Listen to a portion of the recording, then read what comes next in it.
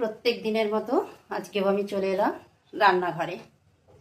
প্রত্যেক দিনের মতো রান্নাঘরে এলেও এখন আর কিন্তু প্রত্যেক দিন ভিডিও করার সময় হয় না, খুব তাড়াহুড়ো থাকে, তাই প্রত্যেক দিন আর ভিডিও করতে পারি না।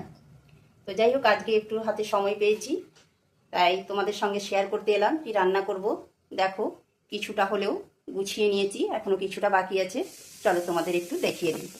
এখানে ঝিঙে কেটে রেখেছি, বেশ অনেকগুলোই ঝিঙে। তো কি দিয়ে কি করব এখনো ভাবতে পারিনি, শুধুমাত্র সবজিটা কুটে রেখেছি। আর এটা আলু কেটে রেখেছি লম্বা লম্বা করে, এই যে এটা আলু মাছের ঝোল করব। এখানে কলমি শাক ভাজা বসিয়ে দিয়েছি সেদ্ধ করতে। আর এই হচ্ছে মাছ এসেছে, মাছকে নুন হলুদ মাখিয়ে রেখেছি, এটা আলু মাছ দিয়ে ঝোল করব। আর এই ভাত হচ্ছে, ভাতটাই হয়ে এসেছে, এবারে ভাত নামাবো। তাহলে এই ছিল আজকে আমার রান্নার মেনু।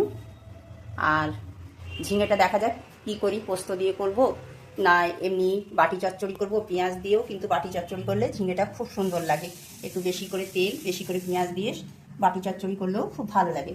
তাহলে দেখো কত গরম, আর আমি রান্নাঘরে কেমন ঘেমে একদম স্নান করে নিয়েছি। তো চলো ভিডিওটা শেষ করি আর আমি রান্নায় লেগে পড়ি। Tata, by.